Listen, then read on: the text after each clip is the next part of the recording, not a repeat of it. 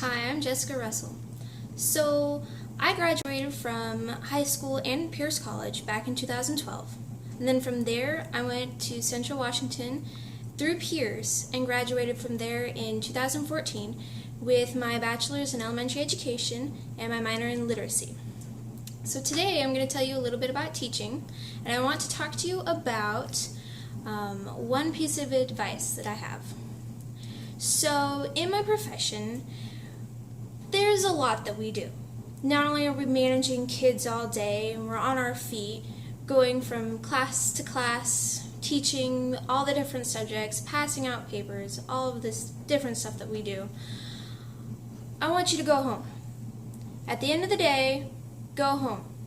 One of the biggest things that almost burnt me out my first year of teaching was I was staying late every single day. Take time for you. It's okay. Everything will be there tomorrow. If you burn yourself out, you're not going to enjoy this career. You need to take time, say, okay, I'll pick it up tomorrow. And that's the biggest thing, because a lot of teachers will burn themselves out in the first 5 years, and that's when we lose teachers. After 5 years, that's when teachers say, I can't do this anymore, because they were taking too much time, they weren't spending enough time with their families, and that's important. You need to take time for yourself, and you need to take time for your family. The other thing I want to talk about is the hardest part of my job. The hardest part of my job would probably be differentiating for each student. So, what we do is we collect data from pre-tests and post-tests, and we see where the kids are.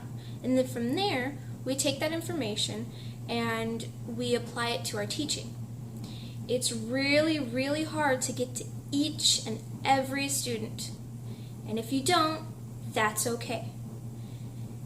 One of the biggest things that I tried to do last year was meet every single student. And again, it was an impossible task. And it became frustrating because I knew that there were students that needed me and I wasn't able to meet their needs. And that's okay. Instead of hitting them one-on-one, try and do small groups more. Or instead of small groups, see if you can tailor your teaching during whole group time. Or partner them up. One of the things that I learned and was doing a lot last year is I was giving the students time to tutor each other. So students that were high, I pair them up with students that were lower. And so they were learning from peer-on-peer interactions. And that helped me because I couldn't get to everyone. So, again, take time for yourself. And it's okay if you can't get to every single student.